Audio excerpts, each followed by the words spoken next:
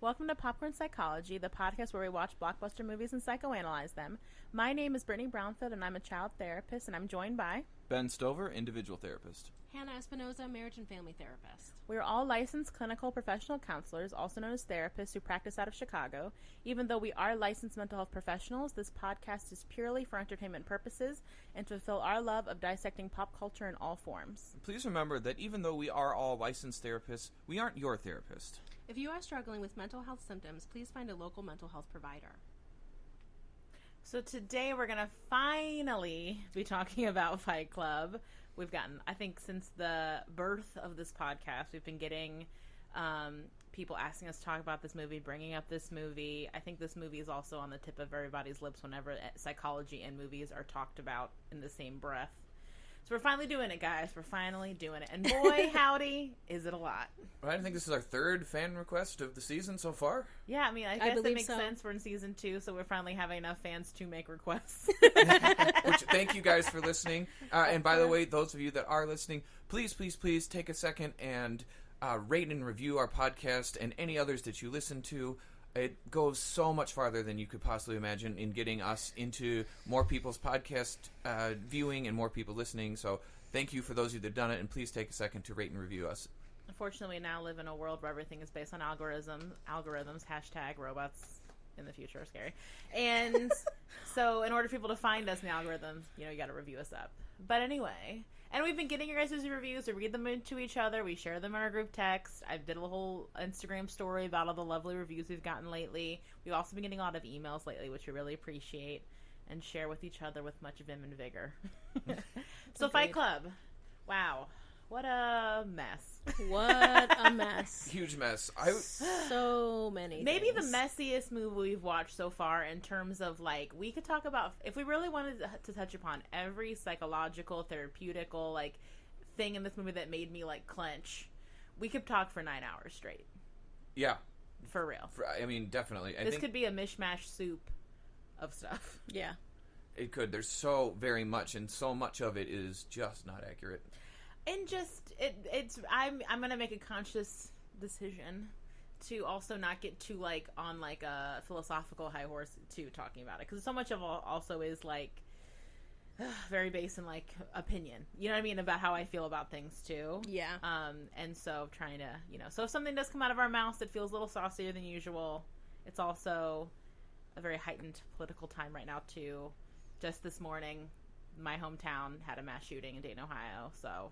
It's all so coming in today and talking about a movie about a bunch of white men who feel disenfranchised and think that because of that in itself they can just do antisocial behaviors to I don't know, for some philosophical reason is a little raw for me right now. So yes. I guess I feel like I should say that up front in case there's stuff that comes out of my mouth that feels a little out of character for me on this podcast. Anyway, so that being said, Fight Club is about a dude whose name we don't know. We'll call him the narrator, Edward Norton, who feels lost in his life because he just feels like he's basically a drone in his own life. And he runs into this dude named Tyler Durden, played by Brad Pitt, who introduces him to this world of physically fighting that becomes a cult of bros being antisocial and doing antisocial things. Basically a cult of domestic terrorists, if we're really going to be honest about it. Yes. Because they blow up a bunch of buildings at the end, a bunch of credit card companies. And then you find out that Tyler Durden isn't an outside person from the narrator. He's actually a personality of the narrator. Spoiler alert. Yeah. It's only been 20 years. So, yeah, that's I think it's fair. There should be a statute of limitations on spoilers. I think it's a month. I agree. If you're really that worried about spoiler for something, just watch it. Yeah. Watch it. That's why I saw Avengers Endgame 90 minutes after it came out in the movie. Yes. Right. Because I was scared. So basically how we're going to do this, because there is so much, we are going to not talk about things that you might have been looking forward to us discussing in this movie, because there's just so much. We're not going to talk about Marla really at all and all her business, because she could be her own podcast all on herself. Also, we don't know a ton about her, because unfortunately, like a lot of movies, she's just a kind of a female prop for the narrator's bullshit. And yeah, she doesn't have enough screen time. We see there's clearly issues with her, but to provide something that's really detailed and provides you a lot of feedback on what might be going on or why. We don't know enough about her. Yeah, for real. She's almost like it's like a comedy foil in some ways to the main character. Anyway, so we are going to touch upon, obviously, is dissociative identity disorder. Used to be known as multiple personality disorder. We're going to call it DID for short, because dissociative identity disorder is a mouthful and it's hard to say, especially to articulate well. So DID is what we call it in the biz. Used to be called multiple personality, but it's important to remember that that's no longer used. Yeah, that's old school. So we're kind of going to dip into the facts and fiction of how DID is presented into this movie, how kind of it's more of actually a display of psychosis than DID. We're also going to touch upon insomnia, because that's a big part of this movie, the narrator not being able to sleep. Then we're going to touch upon identity / existential issues / groupthink, group contagion thinking, mob mentality, cult thinking, kind of, or as briefly as you can on those huge topics. And then we're also going to touch slightly upon antisocial personality disorder via Tyler Durden, the Brad Pitt character, just because I think I said aloud many times while watching this movie, this dude has antisocial personality, or he displays antisocial personality disorder behaviors. So it's a lot. Like each of those topics are meaty in themselves, so we're probably not going to dip into it as much as we could or as much as you might want us to. But if there's anything we miss that you really want us to talk more about, throw us an email. We're happy to, get into it more. So we'll go from there. So first things first, the thing that this movie is really known for is the twist, which is that Tyler Durden is not his own person, but he's a personality of the narrator. So, DID, that's the big thing with this movie is, oh shit, he's got multiple personality disorder. Now, this movie actually does, in the beginning, do a good job kind of seeding in that he has DID, and that he complains when he has insomnia, when he goes to the doctor in the very beginning, he says, I'm losing large gaps of time. I'm waking up, I don't know where I am, I don't know how I got here. Now, that is actually probably the most faithful representation of DID in this entire movie. Yeah, which we see multiple times throughout it, that he loses time, and revealed in the end. We start seeing him tap out and go through this switch of personalities. I forgot which word that they used for it in the movie, but because he said like this is called the something or other, like when he taps out and like passes out. But we see a clear switch to when Tyler takes over, and then he loses time, and all of a sudden we're presented with. Towards the end of the movie, when he's at the hotel, all the phone calls he made as Tyler. And he's gone all across the country as Tyler. Right, he sees all the plane stubs, and then is having the crisis when he starts to figure out that... And how even when they go back through, at the end when they go back through and kind of like piece it all together for you, that when we see Edward Norton's character like wake up or like become present... Sometimes when they go back and show that, you can tell that he is confused. Doesn't know where he is. He's disoriented. Doesn't know where he is. He's disoriented, and then he just kind of follows through with everything. I think a good example is when they're waitering at that event. Yeah. When they're catering at it, and they pull the guy in the bathroom. As you can see, he does, like, you point that when we were watching it, Hannah, he, like, kind of, like, has this, like, head jerk daze where he's like, ooh. I mean, the movie does a good job of you not being totally aware of that, but if you watch it knowing it, as a therapist, you're like, oh, he's blinking into existence, but he's trying to like go with the flow, probably because he does it all the time and has gotten used to doing it. And the way that they talk about the switching in the movie Split is where somebody else is in the chair. It's like a chair of that's the personality who's present, and that they kind of rotate through based on, I think, the different triggers that the actual person experiences. So that's the way they talk about it in Split. But I think what Brittany, what you had said before, is that this is really a good example of cinema just taking a bunch of different symptoms and trying to fit them into something. This is definitely which is part of the reason why we started this podcast, one of the biggest reasons, is cinema stylizing mental health to fit a cool story.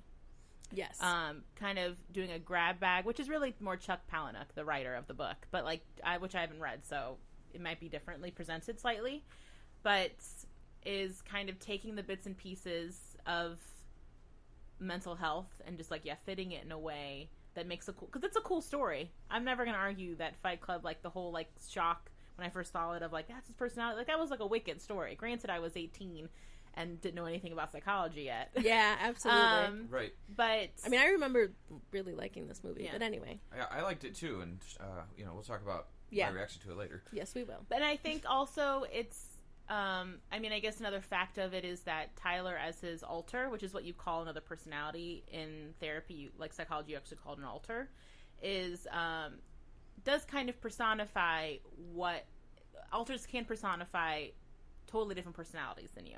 And then those personalities can be parts of yourself that maybe you feel like you need or that you're lacking with your main personality.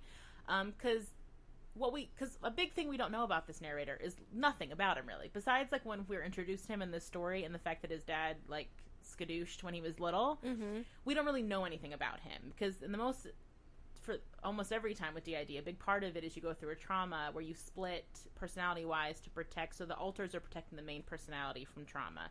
So the personalities can adopt, I just keep saying personalities, the alters can adopt personalities that are protective in some way. So Tyler is more outgoing than the narrator. He's stronger physically looking. He's stronger actually physically. He's mouthier, flirtier, bolder, he's more confident. He's like everything you can tell the narrator wishes he was. Yes. So that also feels real with this story. Like that's the fact part of it. Right. He's in control of everything. Like whereas the narrator went through like the whole first quarter of the movie is him detailing how helpless, hopeless, lost he is.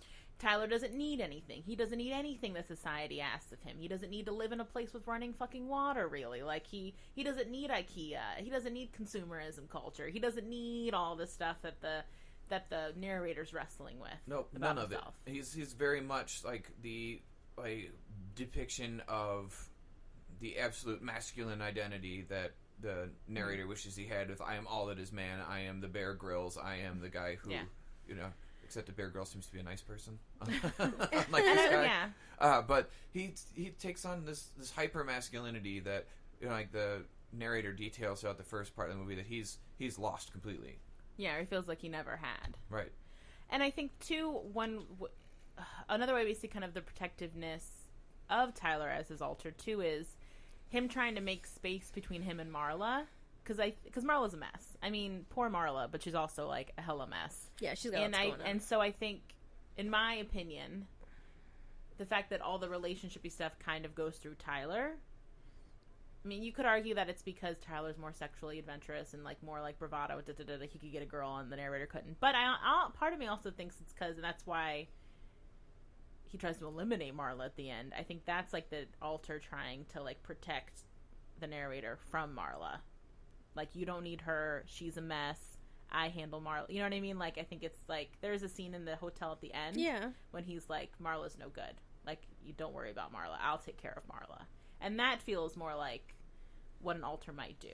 Not like absolutely hurt someone else. But But make separation or like get physically between the narrator, the main personality and like a threat outside of them. Yeah, I think you're right. And I think showing just trying to protect the main personality, which is something that is, again, something that is kind of accurate in the way that the three of us understand DID at this point in time. Also, I know we've said this before, but we'll say it again. None of us have any personal experience with DID as professionals or personal people.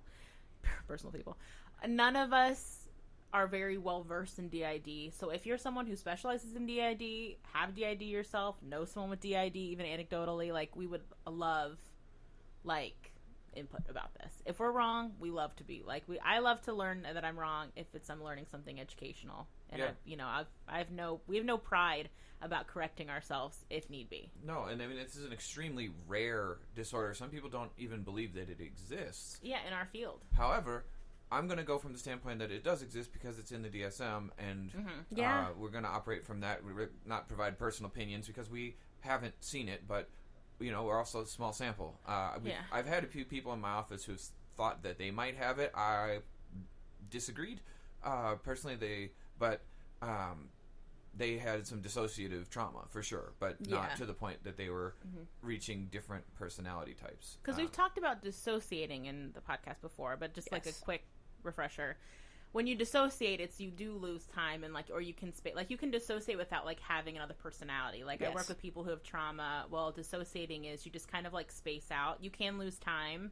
You know, it's almost like waking, like being awake and asleep simultaneously.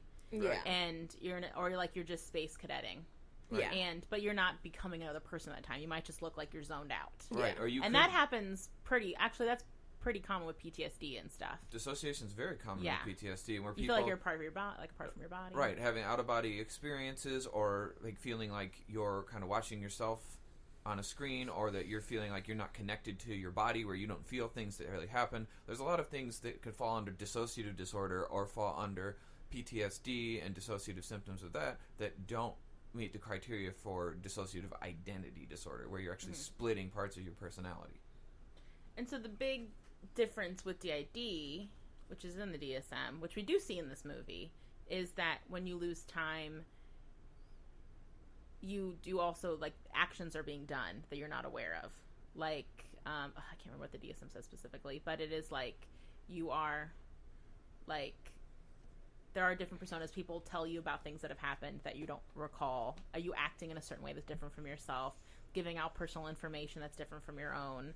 Or, you know, or people have personal information about you that you never told them. You know, there is, like, people will tell you about things later that you did and said as if you were fully cognizant, which I think is when you're dissociating, like, because of trauma, you don't seem like you're there either. Right, no. Like, you do seem spaced out.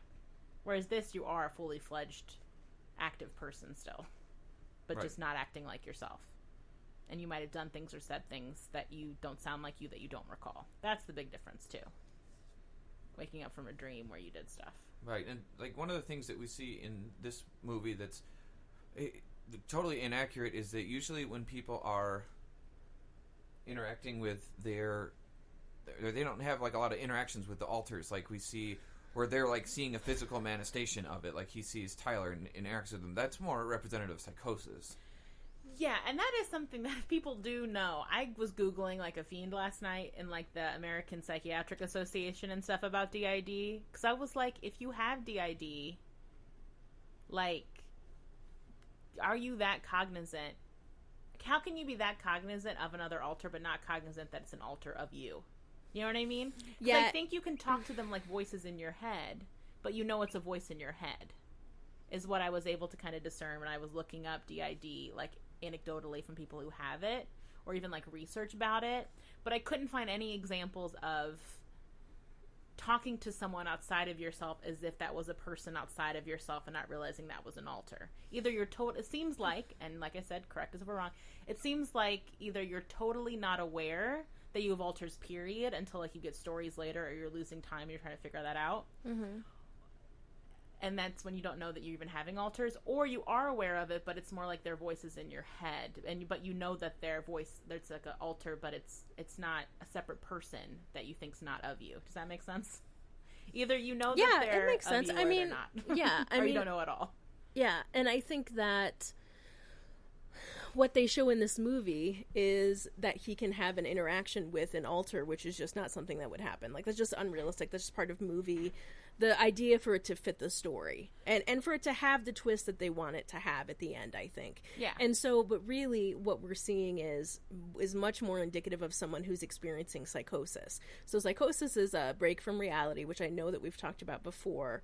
And also sometimes includes having hallucinations and seeing people who aren't there and sometimes interacting with them.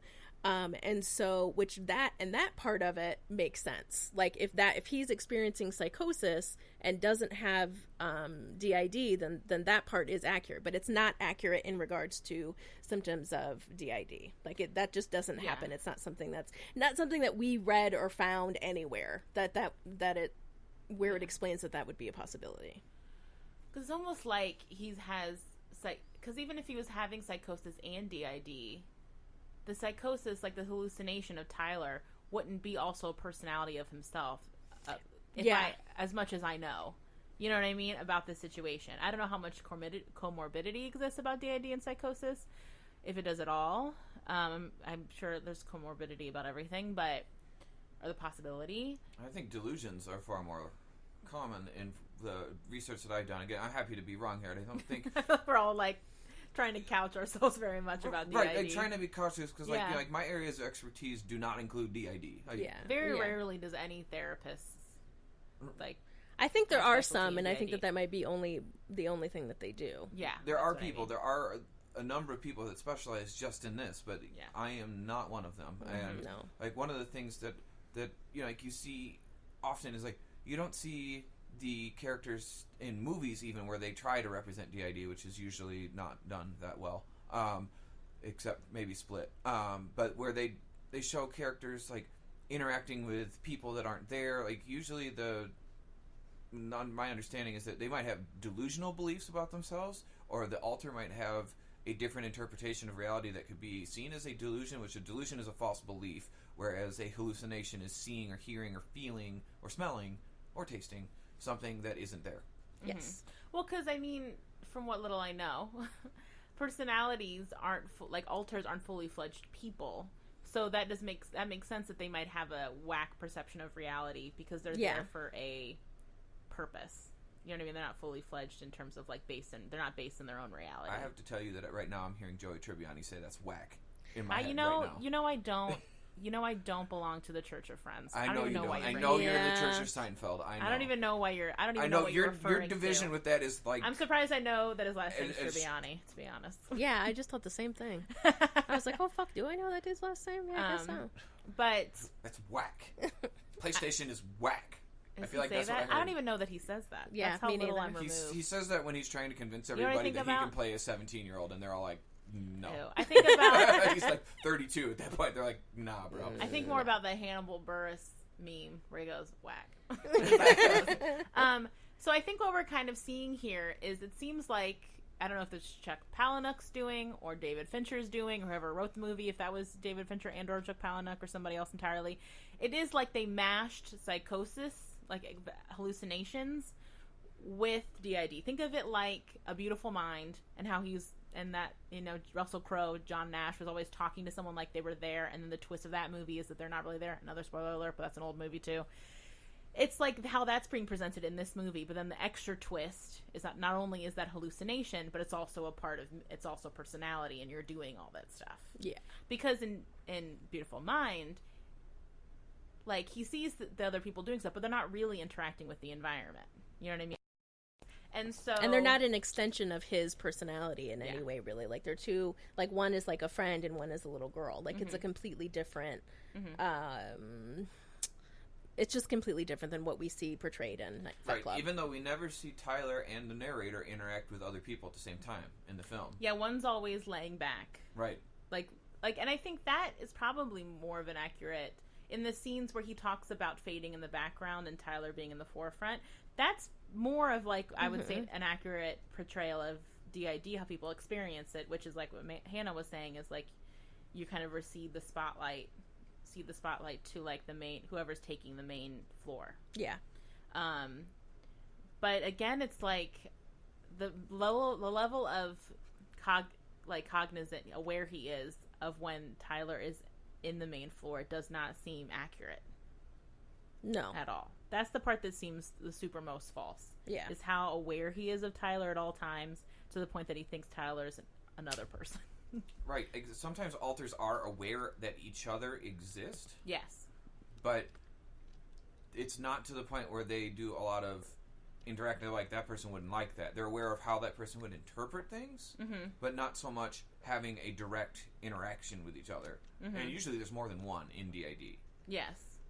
I mean, it's usually not one, like, distinct thing. It's usually separate, several fractures. And, like, with the narrator, we see that, we learned that his dad left, which we don't know the circumstances of that. Could that have caused something for him? Sure. Could all his, work seeing the callousness of people with the gallows humor about, like, oh, look at all the fat melted to the seat, and look, this teenager's with the car accidents. Sorry, I'll make that make sense. At the beginning, when he's doing the insurance evaluation stuff, like, could that be all cumulative trauma that could lead to something like this happening, and there'd be evidence for it clinically? Sure. But it's usually a distinct event. Like, when it creates this, it's usually something that there's, like, chronic PTSD and not as much, like, from a huge event happening, and usually in childhood. And it's usually, it's really severe. Like, it's a pretty severe, significant, recurrent trauma. He's also... like sexual abuse happening to you. Yeah. He's also 30. Sexual abuse, right. Which is late in the game to be developing either of these things. Correct. I mean, you can definitely get PTSD and dissociation at any age. Time. But to the psychosis part of it... usually develops by 27. And, like, I don't know, even, like, the DID part of it feels like something, the little I do know of it, it usually starts younger. Now, we don't know anything about him before the movie opens on him. Right. He's already not sleeping. I mean, not to jump ahead to the next topic, but it definitely, I guess one of the arguments would be that this is the onset of his illness, and as we're seeing, it's because his functioning definitely degrades over the course of this movie. When this movie opens, he has a full-time job that he's decently successful at.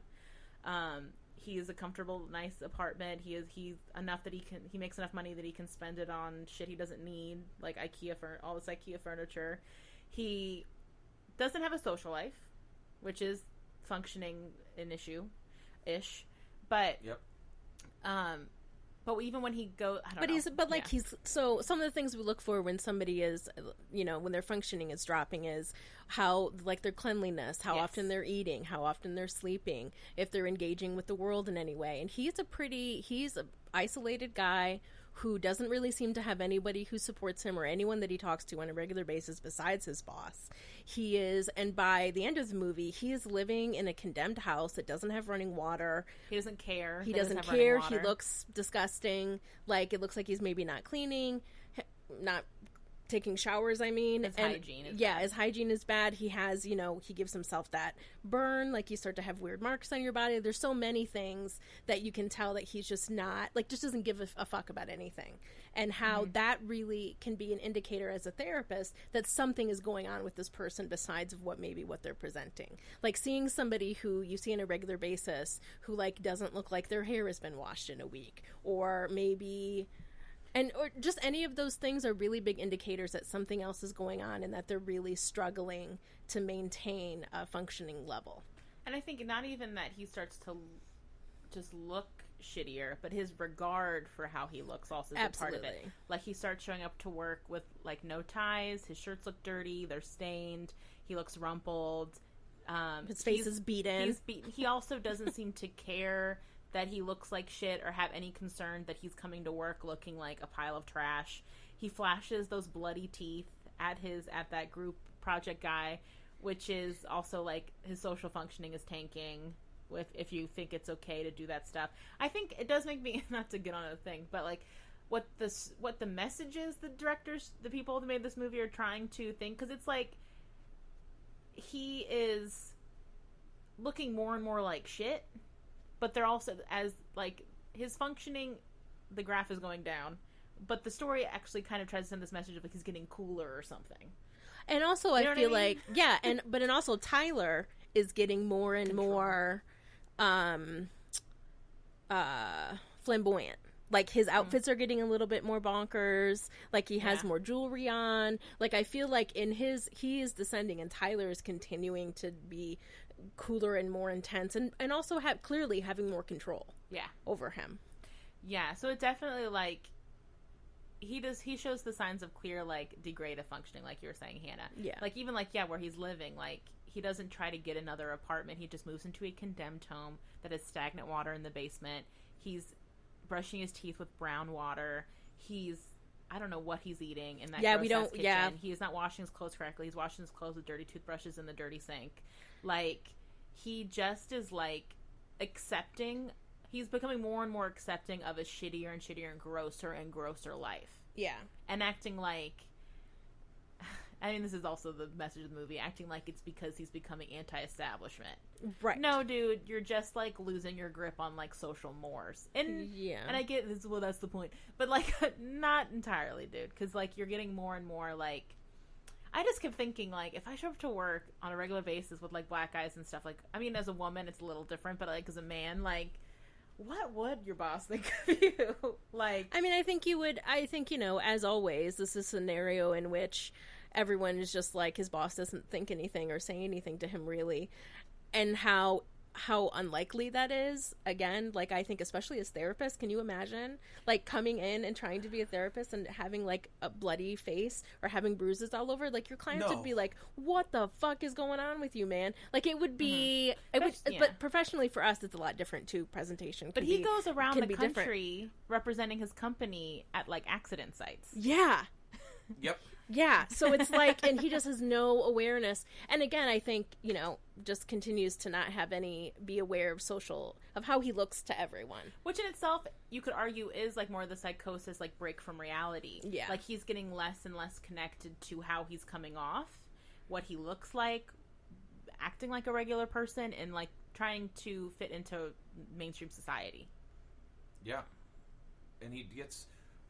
What's interesting, though, is that as he develops through the film, his connection to Marla and ability to go from like completely unempathetic towards everything and everyone, and then be able to connect to Marla and be able to recognize her as more of a person, as the narrator, versus what Tyler starts to regard him as. Like, whereas it's very interesting the way he like as he goes through more of this shit, like he becomes more of a woke person, and the psychotic side of him, which becomes Tyler, is much more hardened, whereas it was a very, very big flip at the beginning of the movie where Tyler is more empathetic and connecting to people and recognizing his plight, whereas he's very withdrawn, and then it flips almost.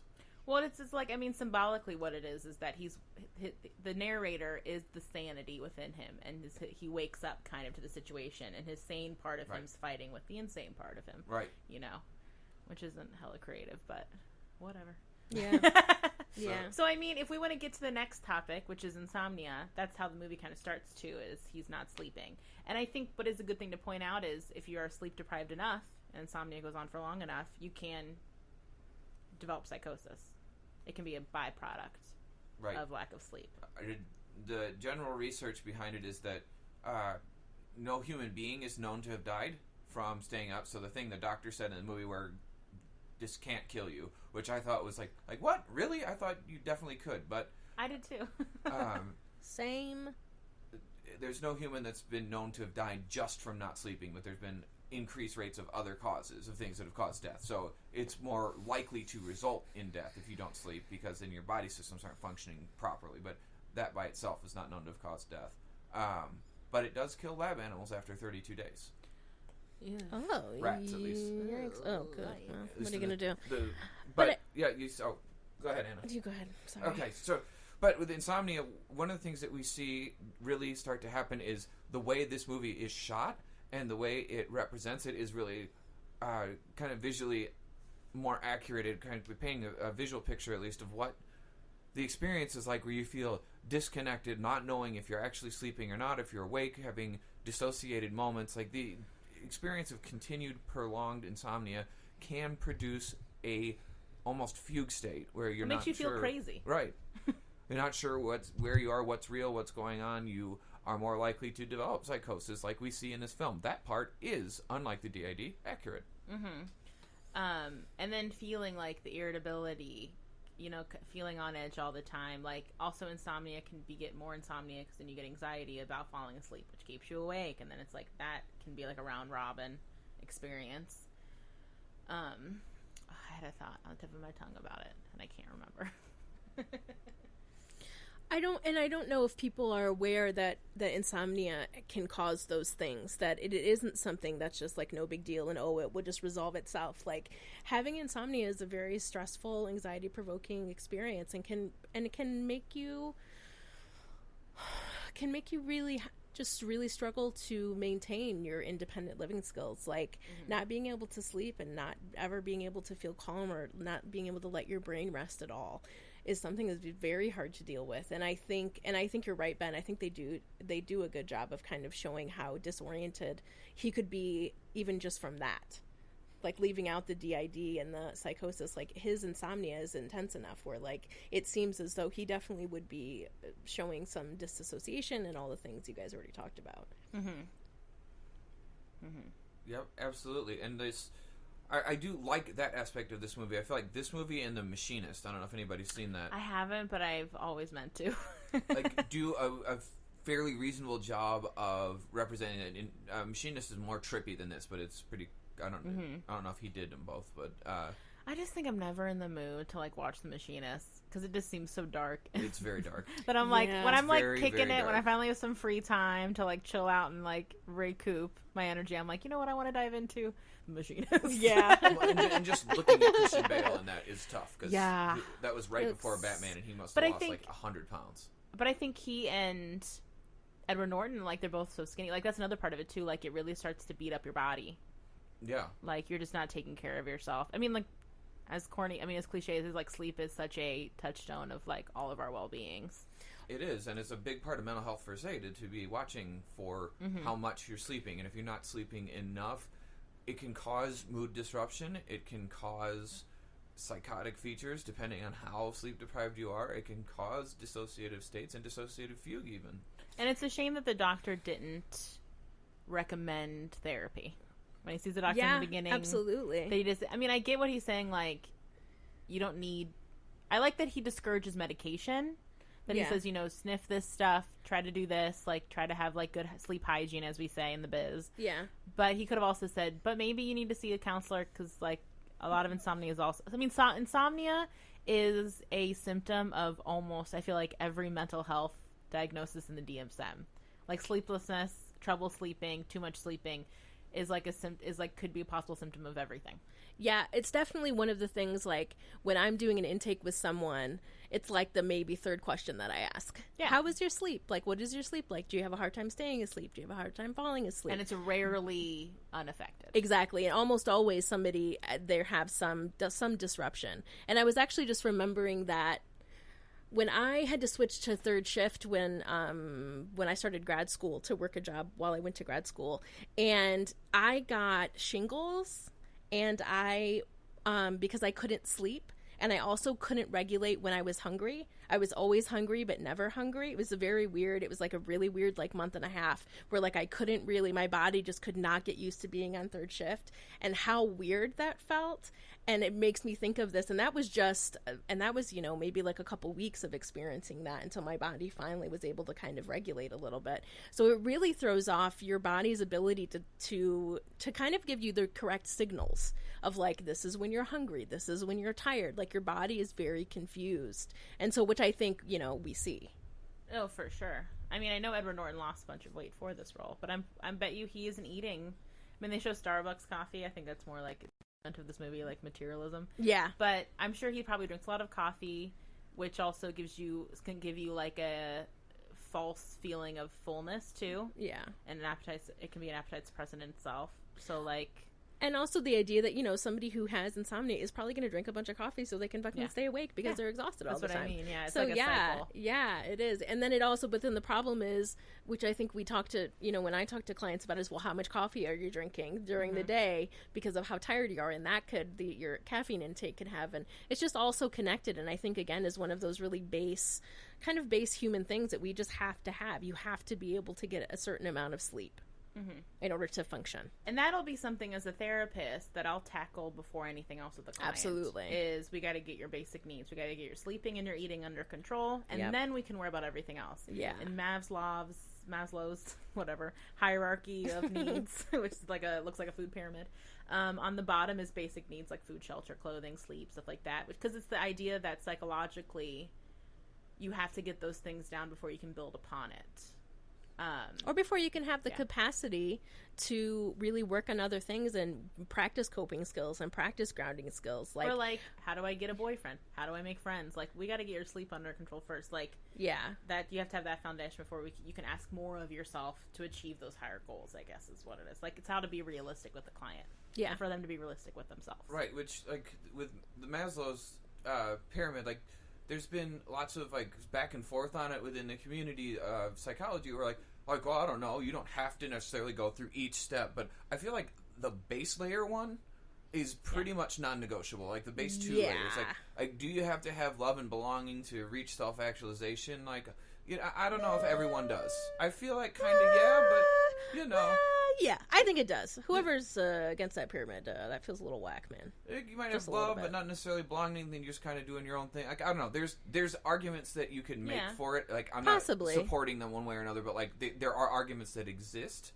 But I don't think that you can really make too many arguments against feeling actualized if you're not biologically meeting your needs. Absolutely. Like, you can't progress through your life if you're not able to get enough rest to be functional. I just realized that I was mashing Maslow's and Pavlov's names together. I know. A real psychology dork. I was going to point it out to you, but I didn't want to. I was like, I know what you just did. So I think, is there anything else more about the insomnia part of it? No, I think we've covered insomnia pretty well. Like, get sleep, people. It's important. The next chunk is what I think is the true bread and butter of this movie. I know everyone probably listening to this thinking it was going to be the DID. No, because the DID is not very accurately portrayed, and we're also not the experts on it. It's not, but before we get into that meat, let's do a quick call out to our buddies in Capes on the Couch, and we have a quick promo from them we want you guys to check out, because they are friends of ours, and they are an awesome podcast to listen to if you like comics. Hello, I'm Anthony. And I'm Dr. Issues. And we're hosts of Capes on the Couch, the podcast where comics get counseling. Superheroes don't always get to go home happy. That's where we come in. We offer psychiatric and mental health analysis of comic book characters. So check us out at capesonthecouch.live and across all social media platforms at Capes on the Couch. All right, so the meat of this movie, Brittany has very strong feelings about this, and I think Hannah and I are also in pretty firm agreement that where some of this movie represents the meat of what would be relevant to talk about on our podcast is this topic here. Yeah, identity, existential issues, groupthink, all that kind of stuff. Because I do think a big part of this movie, and I think DID is just kind of an offshoot of it, is who am I? Who am I as a poor white man in today's society? Can't pour. I know, but you know what I mean, like poor in spirit, but lacking meaning in his swallowed life. up existence of middle class, firmly middle class, not going anywhere, dead end job, etc. Sure, being an adult. Basically, a lot of what's coming up for him is existential stuff. I think I wrote the second note I wrote on this book on this movie was existential angst with the IKEA buying. All the stuff, like when he gets on that whole wah monologue in the beginning about buying a bunch of shit from IKEA. One, that's like, I don't know. This movie does a lot of acting like these aren't choices he's making, which annoys me as a choice theory therapist anyway. But, or just gestalt, whatever. But, is he does a lot of trying to figure out who he is by what he has, which I do think a lot of people do.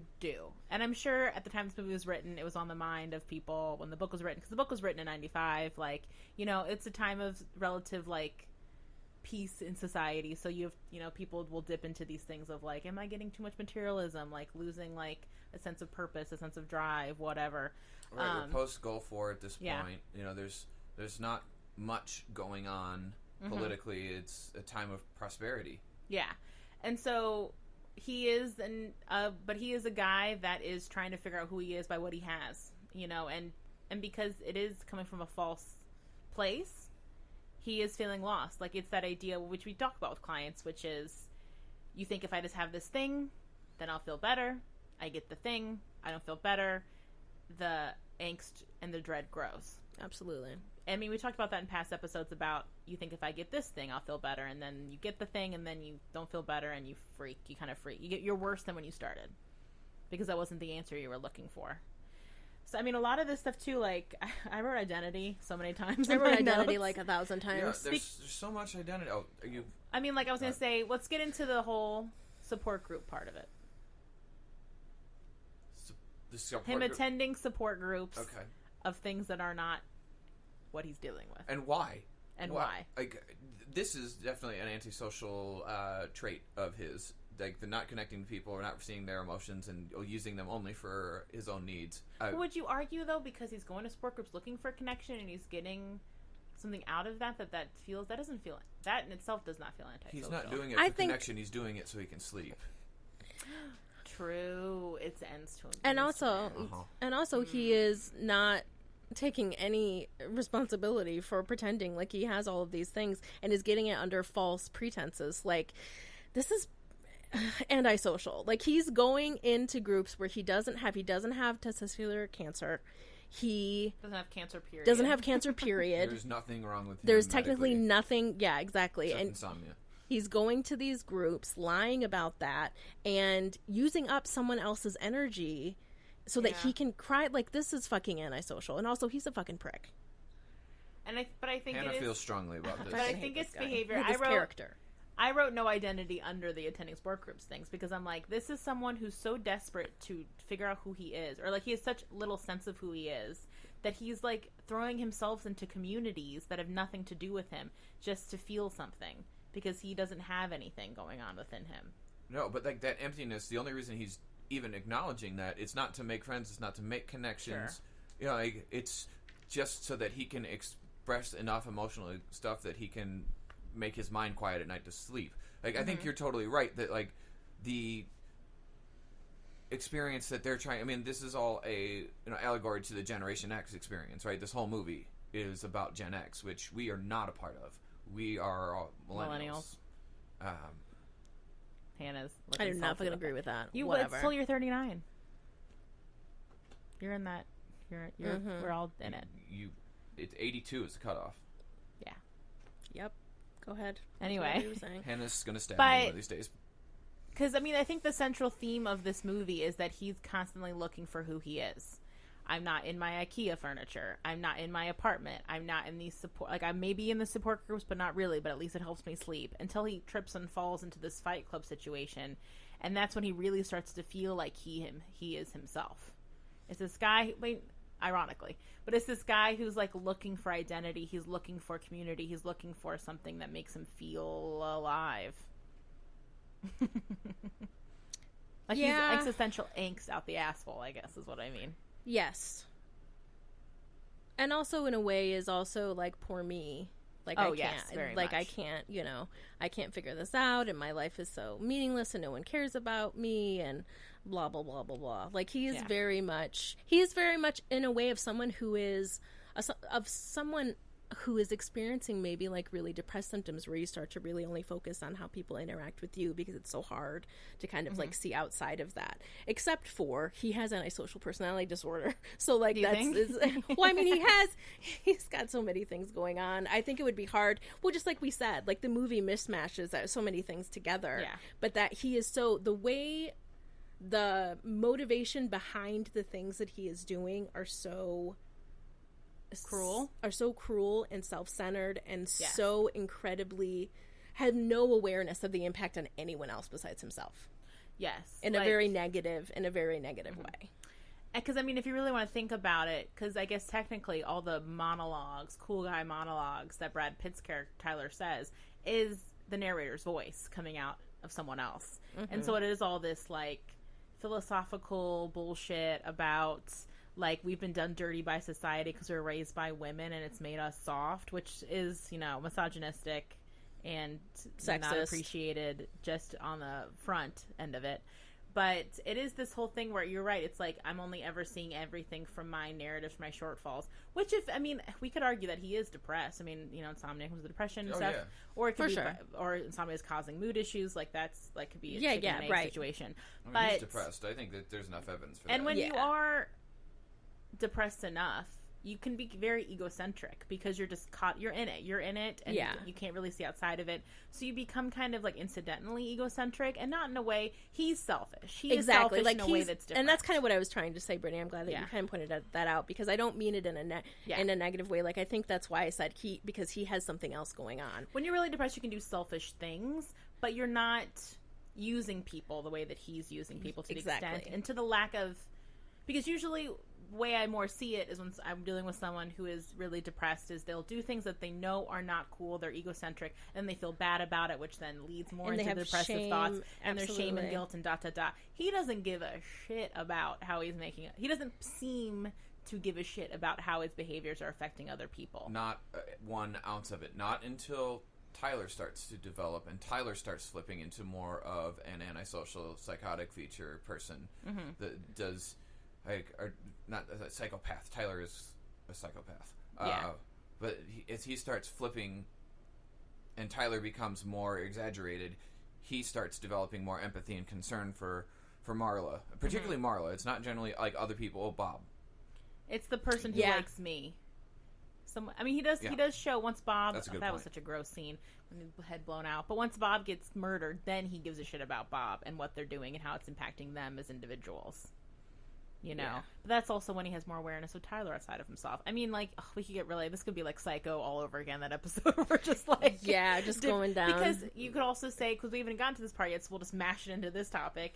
Tyler Durden is almost like step by step a clear example of antisocial personality disorder. Yes. He is cruel to others in a very unempathetic way. He does gross, disgusting things like piss in the soup and gets a kick out of it. Like, he does like just like maladaptive, disruptive, cruel, manipulative stuff continuously through this movie. I mean, it's all wrapped up in this fucked up cool guy persona. Like, we all wish we were more like Tyler Durden or Brad Pitt in this movie.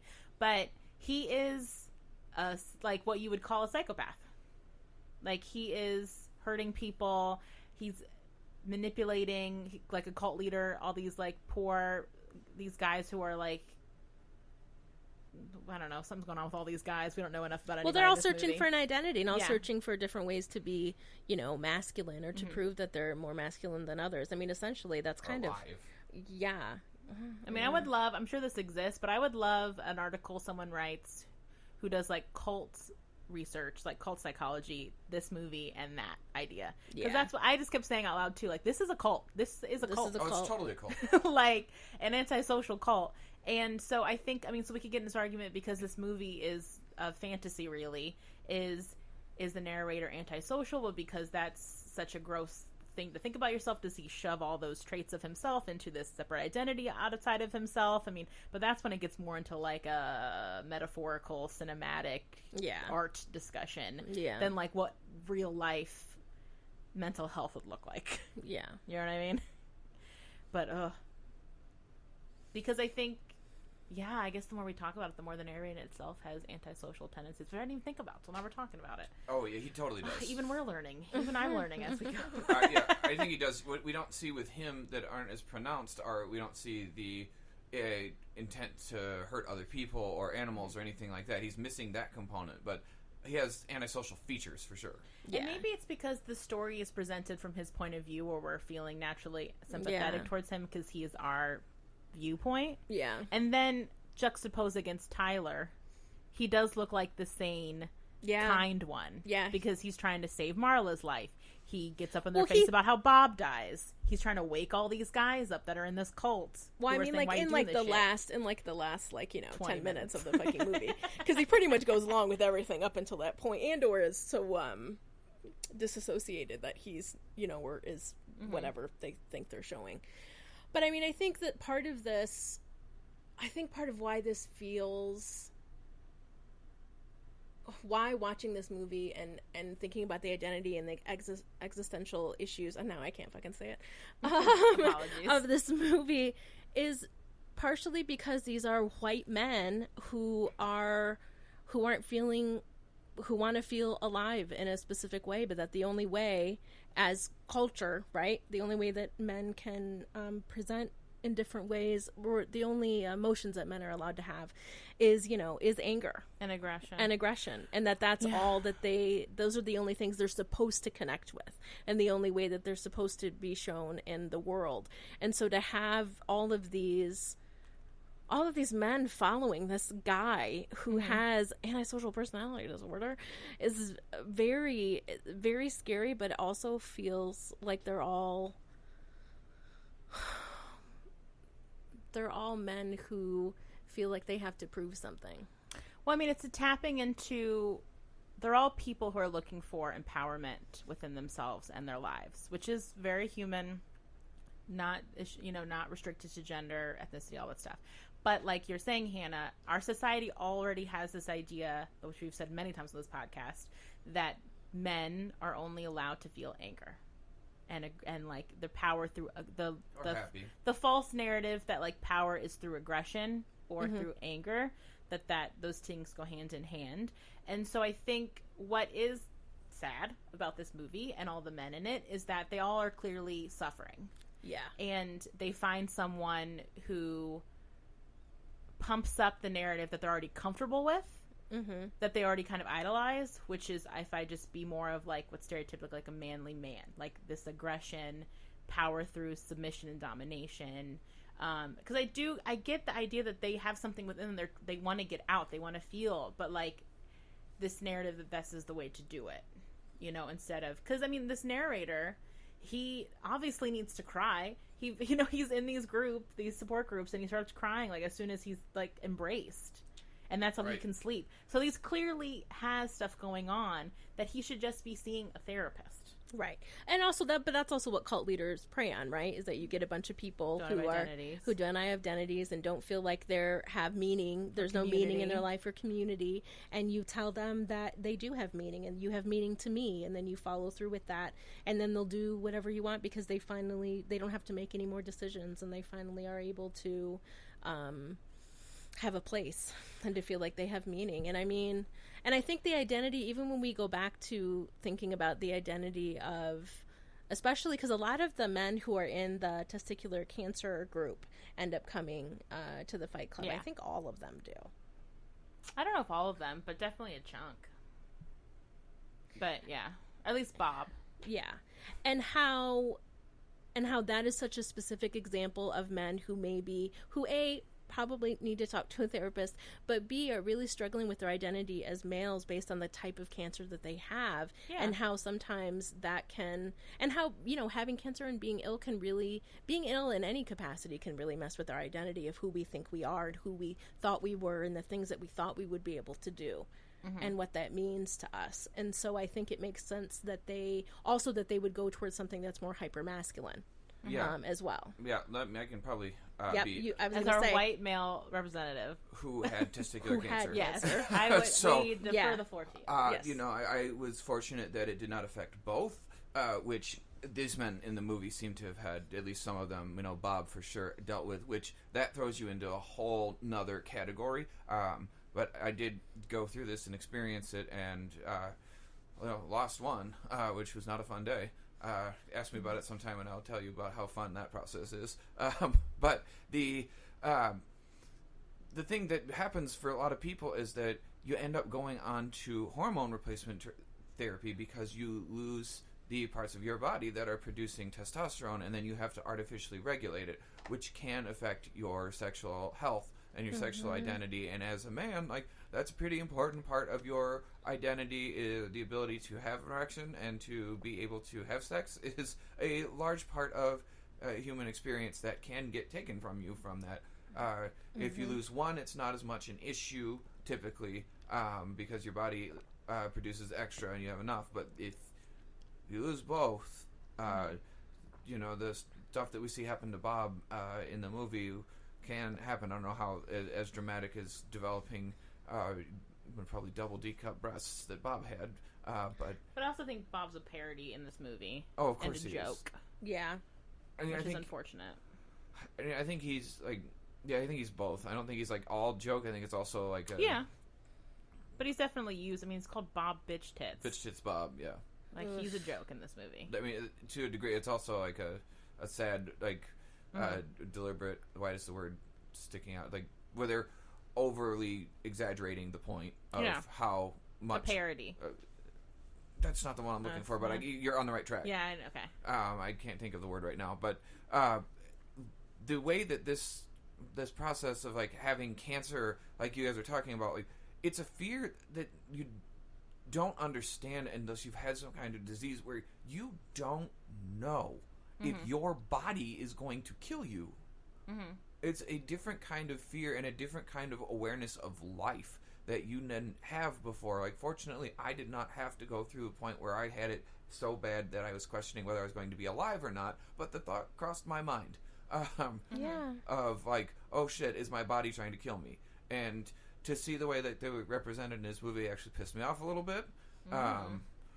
Because, like, they, like, immediately equated it to, like, a loss of manliness, and, like, while that's something that you can go through, like, to go, like, immediately to that direction, like, of course it drove the point home, but, like, what people actually struggle with and how they deal with it, and then it to be kind of interpreted it as almost like farcical here. Like, yeah, it pissed me off a bit.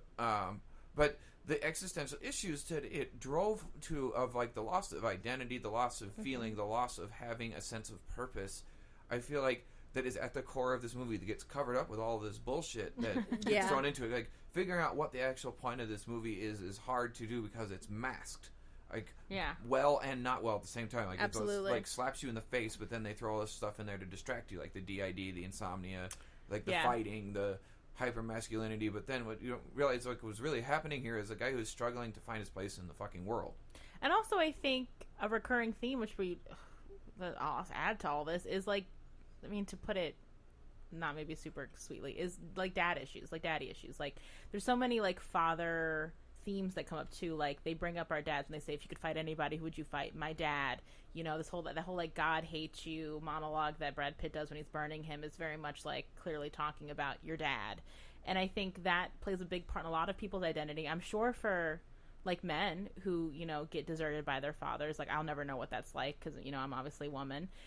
And so I totally can see how that would also screw with your sense of identity, your sense of, like it would with any child who doesn't have one or both of their parents in their lives because of a band, like it feels like a choice that they've left them, you know? So it does feel like also a lot of men feeling aimless because they're raised by single moms and all that stuff. And like, which I think there is prudence there. This movie, like most things this movie does it very indelicately and in a way that feels offensive, but I get it. I mean, I get where that would be something, if you went into therapy to talk about it, that would be like a good existential thing to dig into. Like, how did your relationship with your father or lack of impact your feelings of being a man, you know, being raised with women and, you know, feeling a little aimless about your masculinity and who you are and maybe not having a role model. And then there's also these tropes in society that are very toxic. You know, we don't have to get into toxic masculinity, but like, you know, that too. And so, and I think, and also, what will it be like for you to be a dad and what in that experience? And I think that sometimes that's when we see men come into therapy is like, well, now I'm going to be a father and I'm starting to realize that there are some things going on with me that make me feel very scared and very nervous about what this is going to be like, and am I going to be like my father? And and that's kind of part of the, which again are very valid things and very valid experiences. And I think that this movie just shits on everything pretty much, like makes everything seem punchy and no just like, and and just like no awareness that some of the underlying things they're talking about are true and are things that people struggle with, and instead they just shit on everything and make it seem like, well, if you just punch somebody in the face, you'll finally feel like a man, and you'll finally get the things that you have been looking for. Because I think what this movie actually does that is good, well, that makes sense to me, is like a sense of community, like a vibrant sense of male community where you feel connected to your masculinity. That's not about, because I think maybe I'm gonna just like hypothesize with the support groups, and maybe why they weren't getting what they needed out of those is because it does come from a sense of like possibly, you know, I'm just talking on top of my head, like maybe feeling disempowered because it's like everything's related to what you've gone through, to your trauma, to what you're trying to quote unquote survive. And so I could see why then having a group or community where it's about like what you're doing, and it's very action oriented, and it's very like finding yourself, and we're all in this together, and having group projects and stuff like that. Like, I get the appeal of it, I get the thriving of it, and I do think in a lot of ways it could be positive. Now, not in this context where you're hurting each other, you're hurting yourself, you're hurting your community, you're doing gross domestic terrorism basically because you are pumping yourselves up with this like philosophy, which is where it gets culty in a big way. Yeah. But I don't know. What do you think about what we're saying, Ben? I feel like you're being very quiet, and I don't want to misspeak because I know we're two women, and like it's okay. Like, I mean, in this movie, we see like the identity of men being represented as like they lose themselves unless they can be experiencing their feelings, but the only feelings that really drive their masculinity and make them feel alive are violent feelings. Like that there's something wrong with them because they've never gotten a physical fight. I mean, that's like how the message of this movie starts. At least with Tyler in particular, from his perspective, is that like unless you are someone who's had to fight for survival basically, and like learn what it's like to fist fight another person, which granted, as like a person, I see some value in, because like understanding what it feels like to get punched in the face is actually a fairly important feeling in life, I think. But the importance of like the way that it represented in this film is, it's like you're weak if you you're weak if you don't fight. You're weak Yeah. if you can't fight. You're weak if you won't fight. You're weak if you've never been in a fight. And the only way that you can truly actualize and become someone who can be regarded as a masculine male idol is to have gotten into fights and physically dominated another person. Yeah, because I mean that's what's driving this movie, is this philosophy, this existential philosophy of actualization through violence to Right. yourself or others. And where it gets interesting is it doesn't stop there. It doesn't stop at like the two people who are willingly getting into a fight, which like, and you could equate that to boxing, although they're doing it bare knuckle style, which is going to result in many more injuries. Sure. But like people who willingly get into combat sports are, you know, like there's a rush. It's a feeling unlike any other. Like I played football, I wrestled, you know, like there's things that I learned through like having to physically engage with another person, and both winning and losing those conflicts teaches you a lot of things real quick. But the way it's like demonstrated in this movie is like it has to escalate to like taking back control of the world. Like, we're not part of this consumer wheel, bro. Like, but I think that's where that messaging gets further polluted, and through the filter of antisocial personality disorder. Yes. Which is this anti-establishment, like, conduct disorder-y, which we've talked about a lot of times before. Like, the Halloween episode, if you want to learn more about it, that's where we go hardcore into conduct and antisocial personality. And how that develops. Yeah, but it's this idea of, like, it is kind of this energy of like, well, everyone else has to follow society's rules, but not me. Society's rules are garbage. I can do what I want. Everyone thinks it means to an end. And that's why it just goes, that's why this movie gets to the level it gets to. I mean, it is interesting. I don't know if I'm sure people have written so many things about this movie, but like, it does seem like the narrator does become awake about this stuff by the end, in terms of like, this is not good. This actually isn't the truth and the light and the way. And then not trying to stop this wheel that's already like gone off. Right, and then the way that people like get indoctrinated into it, and like they get dehumanized, like all the rules of it, right? Like, well, it's what's ironic is this is a movie about like they're telling these people, which is what cults do, like, if you come with me, you'll find your true identity. But then what actually happens is you come with me and you will lose all sense of identity. Right, we'll take away your choice. We'll replace your way of thinking with my way, which is better than yours, and you have to adopt and conform to my way in order to be awake and to be accepted, and to be valued. And we'll take your balls if you don't. Because these people are more sheep than they were before. Yeah. Ironically. Which I feel like the messaging of this movie is like, is waking up, man. But like, no, these people have fallen even more asleep. Yes. In this cult. In some ways. I think this is where like that split messaging, where it gets like difficult to see. I agree. Because here's what you see is like, they take back more of their control and wipe the debt of the oppressor. So they wipe the debt of the man. They take away the power of the man, but they give away their personal power to someone else. So it's like taking societal power back, but becoming one of many in order to do that. And in order to become one of many, you have to give up your personal identity. Like, you're still a cog in a wheel, just which wheel are you wanting to be a cog in? Right. In Operation Mayhem, we don't have names. In Operation Mayhem, we don't ask questions. In death, you have a name. Like, all those, like, mantra-like things. Like, these things that, basically, they create a simple mantra, a simple thing that's easy to adhere to. It's enforced with brutality.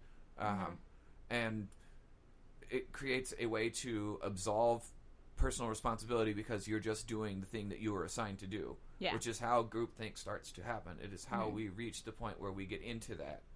Which we haven't even touched upon that, which is group contagion, groupthink, which is like, which they talk about like, in social psychology. It's a big thing of when you're one of many, you don't feel personal responsibility, so you'll do things like lynch mobs, because it's like there's a whole group of you. No one can be like, well, you were the one who hung that person. It's like, well, we collectively did it, so the responsibility is shared, so no one really feels responsible. Like, it's that thing too, which, or like someone's telling you what to do in a group setting, so then it's like all just how you shake around responsibility in a personal way, because that's what keeps us from doing stuff in society, is feeling personal responsibility and shame based on that. And when it's shared, or when it's allocated down, you know, well, when you can say that you you weren't allowed to make a choice. They made the choice for orders. you. You're just following orders, and that you don't have any. They took away my chance to make a choice, which is not true. All right, the diffusion of responsibility is the way that's usually labeled, and you're right. But the perception of choice is gone, right? And also the consequences of choice are as they represent when the police almost take his balls in the interrogation room. That the consequences are brutal and severe and usually quite quick. And terrifying, and nobody questions them, and nobody is like, hey, wait a minute. I mean, they say to him, he said you would say that. He said you would say that. Yeah, he said he would say that too. And it's like there's no way to get out of it. It's like that thing where we do this and then we do this, and there's no reason, there's no way to change it. It's very black and white.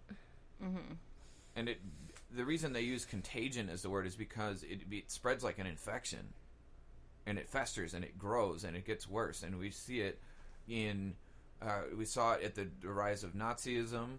We saw it in the rise of any amount of genocide that's happened in the world, and we're frankly seeing it happen right now in our country with white nationalism and this diffusion of responsibility. Yet, despite following their demagogue and watching the way that the responsibility isn't taken by anyone for anything, like, well, that person stuck out and they did that. But then when groups of them get together and march down the streets behind a Nazi flag saying Jews will not control us, they start pulling the other people who feel like they do, feel lost, feel empty, and they create an other, which Tyler does. He created an other. Absolutely. Right? The other is the man, the people oppressing us, the rich, the credit card companies who create an other, and we're going to get everybody on our side and say fuck them, and we're going to blow up the records so that no one can hold us accountable anymore. What's interesting is that they do all this without deliberately hurting other people. It's like they get everybody on their side. They try to infect everybody and then blow up the buildings when no one's in it. Yeah. But this creation of an other, they create and fuel and operate on people who are angry and listless and missing that identity, which ties into that existential issue. I almost guarantee you the people who are getting involved at the start of these things have no sense of personal identity, or it feels threatened, whatever sense of identity they have, and instead of taking responsibility to adjust to times, they place a negative view on the target of their hate, who they believe is taking away their world, and work to find other people who are like them, and then create this mob mentality where we're all angry, so now let's just start doing stuff, and then they can follow and react and go into almost a dissociative state where they're just doing things as opposed to being aware of what's going on. And the more that other people do it, the more people who feel that way will join in. And I think something else that this movie does in terms of this narrative of the ideology of this movie, that's what I've been looking for, ideology. I keep saying philosophy, but I meant ideology. Is they do all the voiceovers where they're like, that waiter, he's getting shit all day, but then when he's in that ring fighting, he never feels like himself. And it's that might be true feeling, but people also feel that way when they cut themselves, when they self-harm, when they drink, when they have meaningless, unsafe sex and stuff like that. Just because something wakes something up inside of you doesn't mean that's a positive thing. And I think this movie kind of irresponsibly sells that narrative a little bit. The sense of power and aliveness these men feel when they're kicking the shit out of each other. I mean, there's truth in that, the way that there is truth when you self-harm, the way that there's truth when you drink too much, any reckless behavior that feels like there's aliveness in it, but that doesn't mean that it's healthy. And I guess I wanted to say that. No. And then it's really releasing the physiological response in your body. When you're getting beat up, your body is pumping with adrenaline. When you're part of the response of when people self-harm is that it's releasing certain chemicals in your brain because your body is reacting. So it's all of these experiences where people think that it's because of what they're doing and what they're deciding to do, instead of this is how your fucking body is responding. And also people do get addicted to that. Yeah. And they do seek it out, and they it's why people part of why it's not the only thing, it's part of why people stay in the military, or stay in police work, or stay in professional football, or stay a professional fighter. It's like they become, they learn to like that and appreciate the way that makes them feel. And there's, like, at that core, there's not necessarily something wrong with it, but this movie shows like how deep and far that can go. Really an absolutely extreme version of those things. I mean, I guess the long and short of it is, like, that we're all kind of saying is, what is the message of this movie? Like, is this movie trying to shit on that idea, or is it trying to pump up that idea? Is it just trying to be like, you as the viewer just kind of figures out what you want to think of it? Which maybe that, I don't know. I mean, David Fincher called it like a coming of age tale. Ugh. I don't love that. I don't love that. I mean, also, and remember this. Hannah's faces. This was shot in. This must have been shot in 97, 98. Yeah. Like, so before Columbine even happened. This was released after that happened, and it didn't do well in the theaters. It didn't do well till it came out on DVD and became a cult hit. I believe that. Yeah, that totally makes sense. Well, a lot of things. I think Fear and Loathing was the same. And so was, which came out in the same year, with Boondock Saints. Mm. Yeah. Although, like, that carries a similar but less distorted message as this movie. Yeah. But around that time period, you gotta remember, like, there was a different mentality that people who were coming of age at Gen X had versus what the millennials do. Like, the Gen X had a lot of, like, that caught in the middle of, like, a war generation and a generation of prosperity, and now we're back in a war generation. Yeah. Our generation experienced a crash. Theirs experienced a boom. Yeah. So it is kind of this aimlessness to it that we don't really feel right now in that way. No, we feel probably more identified with the people who were in the Fight Club of, like, I need to fight and activate to, like, have my existence. And we're seeing it in the political movements and why people, like, they give the messages like Bernie Sanders are doing, and why people are, like, rallying up like, yeah, fuck everything. Fuck all that you build. This is all built to sustain, like, the patriarchy and the rich, and fuck that. It's time for us to get our share. And I think why this movie might be resonating with people now is because it's triggering some of that, but not in the distorted way that this movie goes about it, where, like, it's about, like, taking personal power, but, like, the group power that it takes back, like, as a society, as a like, as a group of people to stand up and say, fuck this, enough, and take your power back. Because think about how many people became a part of this cult. Like, they make a huge point that we haven't really talked about is how fast this spread. It's everywhere. It's everywhere. Everybody that's not a boss. Everybody that's... Every city that he goes to, every restaurant that he goes into, they're there. He tells Marla not to go to any major city because she's in danger. Yeah. Right. Because it's there. And, there is a societal anger to it that this is representing that it gets triggered. So we gotta wrap it up a little bit. So treatment portion... I think what's hard about this is because his mental health is so unrealistic in a lot of ways. I don't even know what I would do, because there's all these theories about, like, how you, like, resolve DID, you get your alters to communicate to each other. Because here's the thing that's the problem. From what I know of just theoretically studying DID for, like, school and things like that, is one of the big steps to resolving DID is by getting the alters to be aware of each other and to communicate with each other, almost to make, like, a treatise with each other about the host. Which seems wild, even for me as a therapist. But this is a situation in which he is very aware of his alter. They're actively communicating all the time. So... is it just becoming to an agreement? This movie sells this idea that he has to kind of destroy himself to destroy, which is also not great as a therapist to see.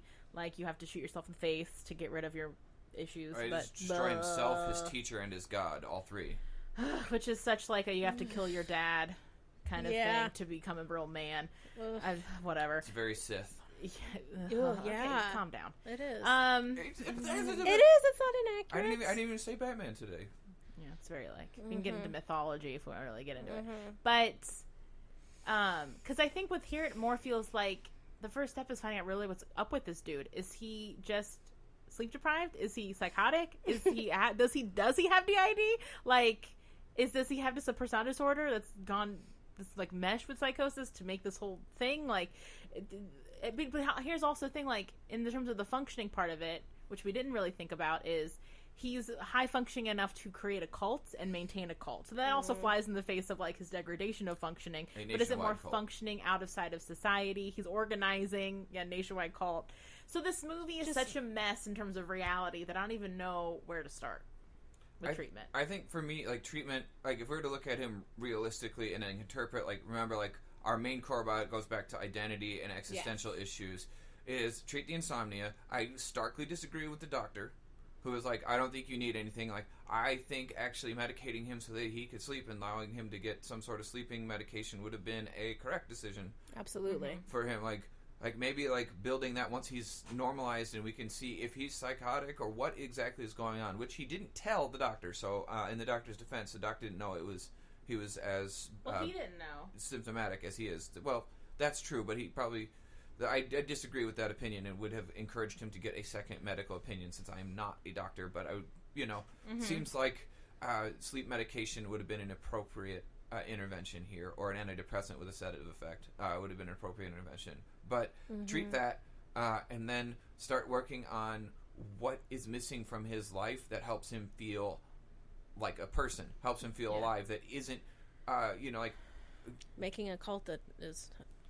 committing domestic terrorism. I would say, like, what are you looking for in your IKEA furniture? That would be, like, one of the first questions. Just helping him have meaning, right, Ben? Which I feel like we talk about, you talk about a lot, and we talk about a lot, is helping him find meaning in something else than his job and his furniture, and helping him, I think that makes sense. Right, so he's not just a drone who has emptiness, there's nothing completing his life. He's 30, he's single. He needs a social life. That would be a big thing. Nothing. And even, like, involvement in some sort of club, like maybe even in a boxing league. I would say, or like, I was gonna say, like a man's club. Like, I'm not hating on like needing male community. Like, go find one that's not doing this stuff. I think a boxing club, like something where he feels MMA. He also is like clearly not taking care of his body, so doing something fitness related, like, great, that also would probably help you sleep because you're gonna be tired. It also probably will help your appetite because you're gonna be hungrier.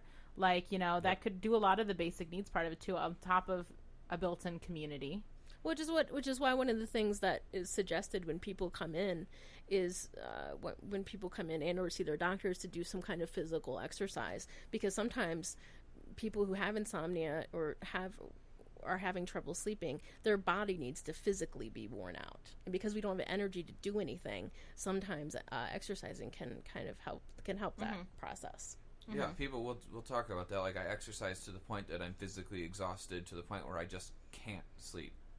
And like I've encountered clients who express things similar to him. Like, I mean, like the stuff that he's talking about, like as men's issues that he faces, like it's exaggerated, but they're all real issues that people feel like you can't feel like you, or you don't feel like you have your ability to exist as a man, and that what you're biologically pre-wired to do, allegedly, is something that, or were encouraged to do when you were younger, because like the world has changed. Like, remember, these guys would have been kids in the like the late 70s, mid 70s kind of era, and the world was different. Vietnam dads, which could be a big part of what's going on with them too. Right, either Vietnam or Korea, it would depend.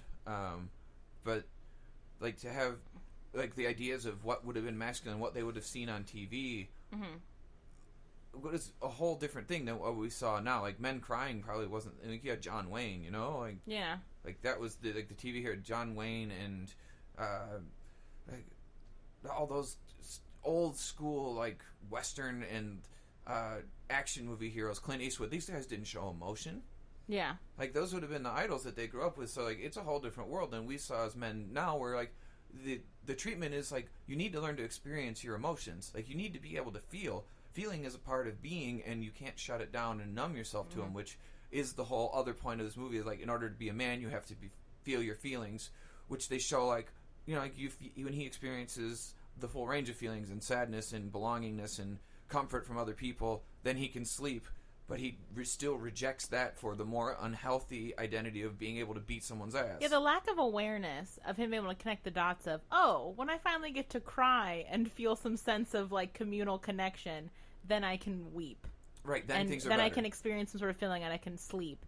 But you're right, that's a good point. But I'm just going to like turn tail on that entirely and then I just need to get punched. You know what? You're wrong. I just need to get punched in the face as hard as I can. Right, I need to show the world that I'm the big dick daddy here. Like, that's, like, but it's not, it drives me nuts. Like, I'll save that for final thoughts, but, like, if you're going to talk about treatment with people, it's helping them experience the full range of emotions and accepting all of them. Not just anger. Not just anger, not just unhappiness, not just power. Yeah. Because as humans, no matter gender or anything, we have emotions and we experience all of them. And trying to pretend or act or shove down ones that you don't think you should have is part of what leads to identity and existential issues in general. So, I mean, I think, so ignoring outright the DID psychosis aspects of it, what we're saying, I mean, I think the common thing is finding community. He probably needs, if he does go to therapy, a male therapist. I think if it's a woman therapist, I feel like he'd probably just reject a lot of things they were saying. I don't know, in a very gendered way, because I do feel like there's this idea that where there's enough women in his life. I think having a man who reinforces the ideas, a man in an authority position reinforcing the ideas of, like, having all your feelings, it's okay to cry, being vulnerable in front of another man that you respect, I think could be really powerful for him. Yeah, I think, honestly, group. Yes, ironically. Men's group would be helpful. Like, he does show some resentment towards women for, like, feminizing, and a feminized society. But what comes out as the Tyler side of himself is also exaggerated. So, like, if the other stuff was treated, the sleep and, like, the way to treat psychotic features is with medication. That's I mean, that's the treatment. Yep. Absolutely. So, like, I know we kind of, like, left that out, but we've also talked about that a lot in other things. But I think that a female therapist could work if there's a men's group. Otherwise, I think I'd agree with you that a male therapist would probably be helpful if the male was a therapist who is actualized or able to communicate as a therapist should of proper education, like we're talking about now. That, like, you're a human being, you have tear ducts. The tear ducts exist for a reason, and it's not just to men don't not have out them. Of your eyes, right? Men don't have them. Men don't not have emotions. Yeah, absolutely. So I think. So I guess we're still talking about treatment, sort of. I don't really have anything to add, really. I don't know. I've been sitting here kind of throughout this recording thinking about, as a family couple therapist and group therapist, it really feels this is all such an individual story in a way, all about the narrator and Tyler. And so I think it's hard to imagine what, besides, like, a group, like having a men's group, which I think is probably the best idea and the best way for treatment, versus, and also finding out what the fuck is actually going on with him, right? If it's the insomnia or if he does have DID and all that kind of shit, trying to figure out what needs to be treated and or if he needs to be medicated. But I think trying to think about, besides all of the different systems that are in place in this movie, and kind of show all the different reactions that a system, being stuck in a system, can have on people, it's really hard to say what I would do treatment wise. I mean, I think just because he's not a real example. This isn't a good example of a mental illness. Right. Like, it's a mishmash. So it's hard to, and what's hard is that the mishmash is of mental illnesses that are very specific, that need very specific treatment, that kind of almost, not conflict with each other, but you have to, like wade through what's really going on. Like, you have to make a hierarchy of needs in terms of basically prioritizing. Because if it's psychosis, you do need to medicate maybe first. But if it's the insomnia, then you can hit those kind of simultaneously in a way. But you know what I mean? But if it's DID, like, where's that coming from? We also have no idea what trauma he must have had to deal with to have DID to begin with. So, like, that part, is a big question mark. And I think that the other thing that I was thinking as we were talking about medication, just really quickly, what I experience a lot as when people come into my office who have trouble sleeping, and they have seen a psychiatrist, because that's who you should see when you have insomnia, and they get prescribed medication to take because they're not sleeping, and they don't want to take it because they're worried that they'll have to take it forever, or that they will it'll be addicting, and then they'll have a problem. And what's hard, they'll have sexual side effects, right? And none of those things are completely invalid. However, if you're prescribed a medication, it is so that you can take it so that things can get better and be different, and also so that you can then have the energy to do the things that you need to do, so that maybe you won't always need to be on medication, but that it has been prescribed for a reason. And like, medication's never forever necessarily. It never has to be. And having that, being stuck in that narrative that this is, that if I need sleeping medication, that means I'm going to be an addict and I'm going to be addicted. But that happens so often. So often with people who come in with sleeping issues, that I try to say, you can talk to your doctor about that, but it seems like it would be something that would help even just for right now. Like, that's, like, again, I think we've shown very much throughout this episode how much sleep can affect every part of your experience. And rational thinking. And everything. To piggyback on Hannah's medication thing, the other thing about medication that I see a lot is that people just assume that that's the only one that was right for them, and stop taking it and don't tell the doctor what was wrong. Yeah, it's trial and error sometimes, which doesn't feel great. You know what I mean? To have to, like, play around with medicine because it affects so much about you. But I think, yeah, you're saying, like, the first medicine might not be the right medicine, but that's why you meet your doctor and you communicate that, and then you try some stuff out. Right. And also, there are genetic tests that can help with that. There's one called Life Aid. I just learned about this week. Oh. You can do a genetic test to see which medication might be the right fit for you. And also knowing that this isn't always only relegated to mental health issues. Like, when I was a kid, I had asthma and allergies really badly and went through, like, I don't know, 15 different kinds of inhalers that I had to try to see which one worked the best. So this also is not something that is only has to do with mental health, which I feel like for some reason people who are prescribed medication for mental health, it's like this whole other thing, when really we're sick. And when we're sick, we need medication. And all the same medication doesn't work for every single person, period. And sometimes we have to weigh that out, and sometimes we have to be patient. And it can be really hard, I think, especially when it is mental health, just because our symptoms can sometimes be so severe. You're right. But here's who can help you with that. Your doctor. The therapist might be able to have some communication with you. It's good to process with them because they'll have insight, but you have to talk to your doctor, not you have Google, to see not your friend. A psychiatrist. See the psychiatrist. And communicate. And also, you can, if you don't like the first psychiatrist you see, you can see a different psychiatrist. You can see a second different opinion. You can see another therapist if you feel like, oh, I tried it and I didn't like it. Well, maybe you didn't have a good fit. And I hope that you have the capacity to try someone else. All right. So, final thoughts. I guess I'll go first here. Okay. So, with final thoughts, I used to really like this movie. When I first saw it, it was, I don't know, maybe 2002, 2003, somewhere around there. Around the same time we all probably saw it. Right. Around the same time that we could actually see R-rated movies. Cute.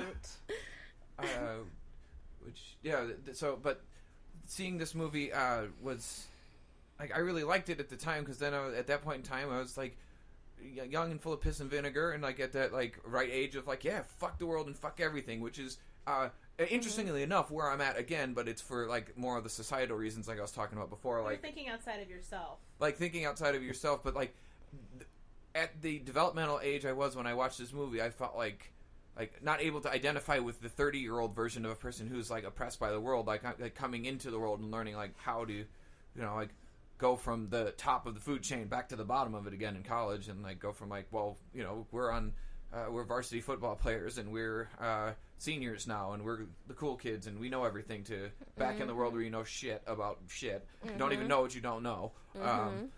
Which is a fun look back every 5 years to look back and go, like, God, I was an idiot. But that's why therapy exists, folks. Watching it now, I was like, ooh, this movie wouldn't be made today. I don't think that they could make this movie today. I think we probably said that too. Me and Hannah watched it together. Like, like, all that's developed in the world today, in the world we are now, where we're dealing with so much domestic terrorism in our world, like, to see the way that this promotes the only idea of masculinity is the distorted idea that the incel population and these people who are, like, in their own internet communities writing manifestos before they shoot up a mall or a mosque or a synagogue or a church.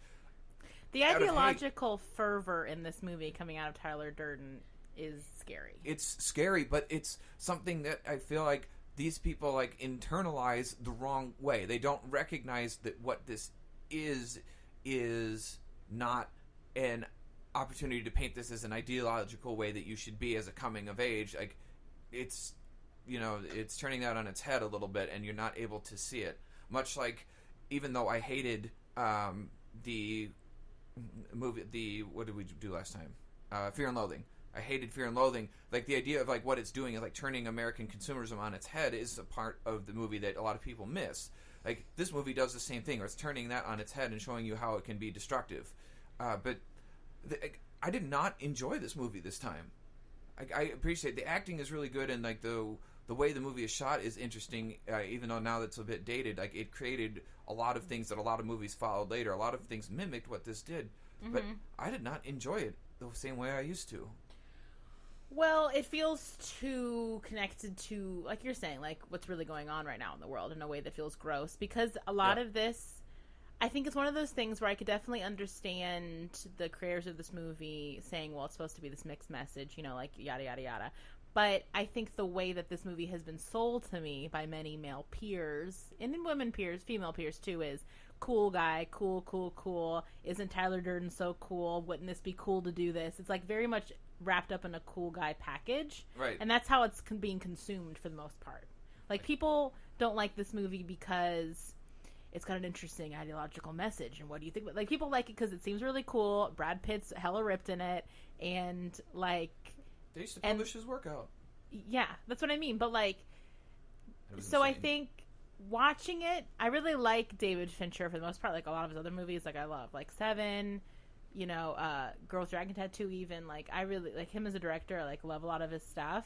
And Brad Pitt is, like, great in this movie. Brad Pitt is great in this movie. Like, absolutely. Like, and just, like, being peak Brad Pitt. But the messages made me bummed out. I was like, I don't like this. I don't like this. I don't like this. So I think it's just sold narratively in a way that I do not appreciate, and I can't appreciate now that I'm older, now that we're in this different situation in society. Hannah, bring it home, Hannah. Say what we all want to hear. I think I saw this movie around the same time you guys did, and I remember at that time being very, and I was a lot younger and very and was experiencing some of the outcomes of credit issues already as a very young person, and was really kind of felt empowered to in the way that I think only a young person can be by a movie like this. And now watching it was hard to watch. This movie was hard to finish when we started watching it. Like, I kind of got up and, like, walked around and, like, I think made some food and, like, didn't pause the movie because it was hard to watch. And I won't ever watch this movie again. I won't ever watch this movie again. It's very, I think it's very scary in a lot of ways. Scary in the fact that we're now experiencing something very similar where mostly white males are, completing domestic terrorism in our country currently, and that's really fucking terrifying. And I think this movie, and it really feels like this movie pumps that up in a very negative way. And I think you're right, Agreed. Ben. I don't think that this movie would be made now. I think it would maybe even get protested. I would imagine, just based on how everyone in it would be, like, cancer cultured for sure. Right. Yeah, it would be really bad, and it just wouldn't be received, and it also shouldn't be made. Right. And I don't see this movie as a coming of age movie at all. I think that that's complete horseshit. And I don't know that I would want anybody to ever consider this movie to be a coming-of-age movie in any way, shape, or form. Right. And it made me feel bad, and I don't like it, and I didn't like it, and I could barely watch it, and I definitely won't ever watch it again. But also, it's shot really well. Yes, the acting was really good. I really like Edward Norton. I really love Brad Pitt. I mean, the whole thing with, like, Tyler Durden being him is, like, a good twist. And I love Helena Bonham Carter. Like, I love all of the people that were in the movie, but I just the message and of this movie and the cult and all of that stuff and the violence. I can't watch this movie ever again. No, the word I was looking for, I found it, was satire. There's oh fuck, yeah. hello. There is the satirical quality of it is something that I feel like people miss and go yeah, fuck that. Let's be all masculine. Like, let's start a fight club. Which is what fight clubs were started. Which is what's scary about this movie, because I could see the creators, like I said, like having that in mind, and the purpose of this movie to make you like think and make you talk to me. But like the way that this movie was sold to me when I was a teenager by guys my age, was this movie is so cool. What if we did shit like this? It was like very much 100%. in this way of like cool guy, cool guy, cool guy. Yeah, absolutely. Yeah. Totally, and as a male who would have like about in the right age range for this movie when it came out, like yes, all of those things. Like this movie was always the movie. I didn't get into a fight club, but like all of those things, of because we grew up on the tail end of that, like like the Lee Marvin movies and Charlie Bronson and all those like the stoic, Dirty like, Harry, like badass dude who doesn't talk and doesn't feel and just is like that's the it just the destroys goal. Everything. Right, fucks everybody up, and that's the pillar of manhood there. Like, yet those men also probably have drinking problems and no social life and no like significant other, but whatever. Right, or always end up getting shot. But or living alone in a cabin in the woods, or getting replaced by the next young thing who can kill him and beat him up. Right, who's doing the same shit. Right, but like I don't. Yeah, this movie didn't hold up to time. So I wonder. I know this has been because we said requested several times.